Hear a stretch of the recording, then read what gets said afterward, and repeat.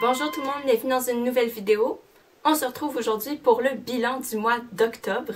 Pour ceux qui ont passé l'Halloween, j'espère que vous avez bien profité de vos bonbons, de votre soirée, de votre fête et que vous n'avez pas oublié de vous brosser les dents. Petite parenthèse maternelle faite, je passe à quelques petites annonces avant de passer au livre en tant que tel.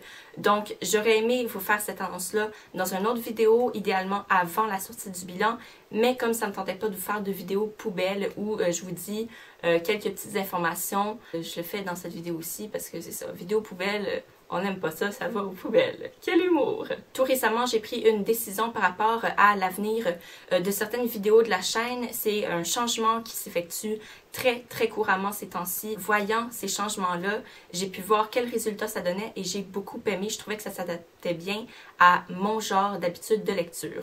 Donc, vous l'aurez peut-être deviné à ce point-ci, je vais aujourd'hui faire le dernier bilan de la chaîne et passer aux updates lecture. Donc, vu que mes bilans du mois sont jamais constants dans le nombre de livres, des fois j'en lis 1, des fois j'en lis 3, des fois j'en lis 8, ben je trouve que l'update lecture me permet justement d'avoir un nombre constant de livres à chaque fois que je présente une vidéo et ça rend la chose plus agréable et plus pertinente pour vous et pour moi parce que j'aime pas ça vous faire des bilans et j'en ai déjà fait où je vous présente que 2 livres. Un bilan c'est supposé, ça a une certaine magnificence, quoi, une certaine pesanteur. Un bilan c'est plusieurs livres, c'est ça que ça sous-entend, puis justement, je suis pas ce genre de lectrice-là, déjà qui lit beaucoup. Alors, l'update lecture va être parfait pour mon type de lecture. Vous allez continuer à avoir donc des avis lecture, ça c'est sûr, et je vais continuer aussi à faire la série des uniques avec un Z, où je vous parle d'un livre à la fois, d'un livre qui m'a marqué tout particulièrement et dont j'aimerais parler plus en profondeur. Cela dit, on va passer à notre dernier bilan tous ensemble, et j'ai 3 livres à vous présenter ce mois-ci.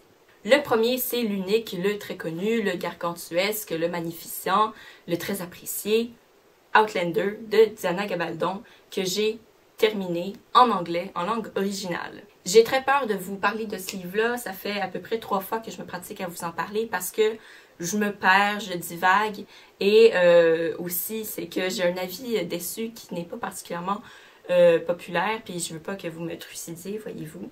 Donc, sachez que j'ai beaucoup apprécié ma lecture, j'ai l'intention de poursuivre la série, mais ceci n'est pas un coup de cœur.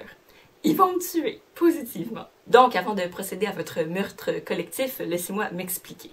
Avant de vous donner mon avis, je vais vous faire bien sûr un résumé, mais comme, je veux dire, vous avez entendu le résumé 50 000 fois, je vais vous en faire un autre un peu à ma sauce qui porte sur une différente thématique. C'est l'histoire de Claire Randall, une infirmière de 1945 qui a survécu à la Deuxième Guerre mondiale et qui enfin a le temps de se reposer et de retrouver son mari qu'elle a vu par intermittence durant 8 ans, et c'est quand même beaucoup d'années. Son mari, c'est son âme sœur, ils s'entendent bien, ils s'aiment. Et puis, coup du sort, par certaines péripéties, certains imprévus que vous connaissez, elle va avoir la chance ou la malchance de rencontrer une deuxième âme sœur dans sa vie.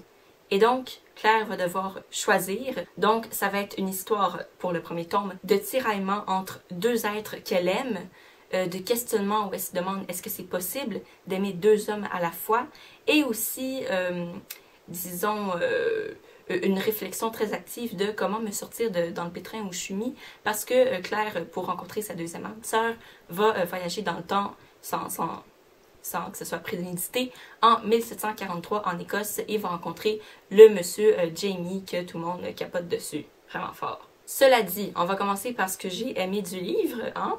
On va aller tout en douceur. Donc, c'est un livre historique, vous le savez, et pour ceux qui ne le savent pas encore, j'adore les livres historiques. J'en ai lu quelques-uns, hein, pas des milliers, mais la plupart des livres historiques que j'ai lus, c'est des gros coups de cœur. Et le livre que j'aime le plus jusqu'à maintenant, c'est un livre historique qui s'intitule Les Piliers de la Terre de Ken Follett. Alors, je m'attendais à beaucoup de Outlander. Donc, j'ai beaucoup aimé toute l'organisation, toute la fabrication du monde entourant les personnages. Parce que avant de lire Outlander, je connaissais rien, positivement rien, sur l'Écosse et surtout pas celle de 1743. Ce que j'ai moins aimé, c'est quelque chose d'assez précis. parce que Outlander est reconnu pour ses nombreuses scènes de sexe alléchantes, appétissantes, divertissantes. Je veux dire, je vois pas quelqu'un qui aimerait pas lire ça. Ce que j'ai pas aimé, c'est qu'à un certain moment, et ça se passe assez rapidement, c'est pas un punch, Claire et Jamie vont être liés dans leur aventure, quoi. Ils vont s'entraider l'un et l'autre, et dans une des étapes de cette entraide-là, ben là, ils vont finir par se lier charnellement, on s'entend. Puis, à certains moments, il y en a comme 3-4, c'était assez pour comme m'irriter profondément.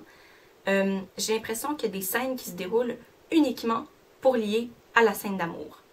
Genre, aucune pertinence, mais on veut voir s'ils vont faire l'amour. Évidemment, au début de leur relation amoureuse, je veux dire, il y a l'effervescence du début, c'est des tourtereaux, il y a la passion et tout, mais de là à écrire des scènes, selon mon impression, juste pour mener à ça, parce qu'à un certain point, il y en a comme 2 par chapitre, hein, puis les chapitres sont pas très très longs. Donc ça, c'est la partie que j'ai moins aimée, c'est assez précis, je comprends. La deuxième chose que j'ai moins aimée, mais qui m'a pas trop dérangée, c'est un point un peu ambigu encore pour moi, c'est le rythme de l'histoire. C'est-à-dire que on prend bien le temps de décrire tous les faits et gestes, toutes les journées de Claire de manière assez détaillée, et ça crée un rythme plus lent dans l'histoire. Et j'aime beaucoup la lenteur, j'aime beaucoup les descriptions, et les descriptions c'est nécessairement un peu lent, hein, ça ralentit l'intrigue, en fait ça la stoppe. Mais cette lenteur-là, des fois, je veux pas lire un documentaire, je veux lire une intrigue. Comme ça, c'est reconnu pour son intrigue, fait que je voulais embarquer dans l'action et tout. Je suis heureusement surprise de voir en fait que Outlander, c'est pas ce à quoi totalement je m'attendais. J'aime ça, être surprise. Fait bref, je dirais que ce premier tome est un succès. J'ai envie de lire la suite. J'ai apprécié ma lecture, j'ai apprécié ce que j'ai appris. J'aime beaucoup le personnage de Claire parce que c'est un personnage féminin assez fort. Ah oui, au début, ça méritait parce que on voyait jamais de moment de faiblesse. Puis même quand elle se mettait à pleurer, c'est comme elle restait toujours...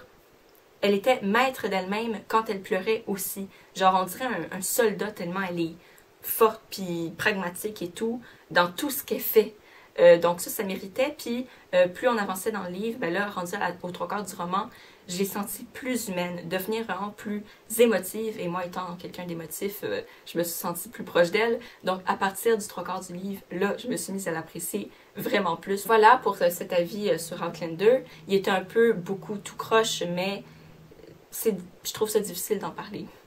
Ensuite de ça, un roman que j'ai commencé cet été durant mon voyage à Hawaï et que j'ai pas fini avant ce mois-ci parce que je lisais beaucoup par intermittence, je lisais pas tous les jours et puisque pour moi c'était comme un guide, j'avais crayon en main et je soulignais tout ce qui m'intéressait, alors c'était devenu une lecture plus dense qu'une lecture de simple divertissement.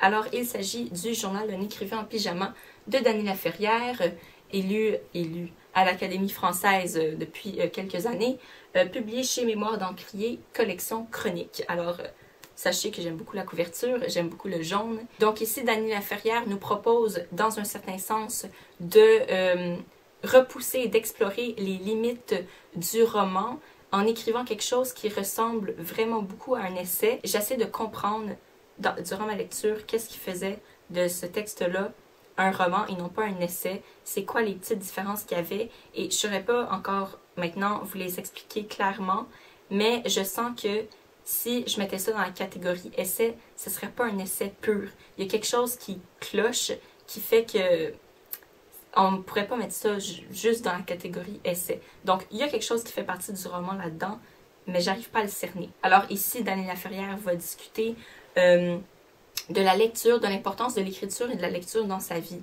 Parce que justement, on parle de plein d'intrigues, il y a plein d'histoires dans des mondes fantastiques, mais parler de l'écriture, du plaisir d'écrire et de lire, ben j'ai pas vu que ça s'est fait beaucoup, et lui il a pris l'initiative de le faire et j'ai beaucoup aimé. Pourquoi ce livre-là est un guide pour moi? C'est parce qu'il donne des conseils ou sa vision des choses sur l'écriture, sur comment écrire, sur le statut d'écrivain. C'est vraiment intéressant. Puis j'ai découvert aussi le style de Laferrière parce que c'est le premier livre de lui que je lis, qui m'a d'ailleurs gentiment dédicacé l'année passée et que j'espère retrouver cette année. Oui, donc j'ai beaucoup aimé son style parce qu'il écrit des phrases courtes, simples, puis il met beaucoup de parenthèses. Et j'adore les phrases courtes et j'adore les parenthèses. J'ai annoté comme ça. Ça, c'est quand j'annotais beaucoup dans mon livre. Sinon, je soulignais j'encadrais les citations que j'aimais, des citations de lui. Donc ça, j'aime beaucoup.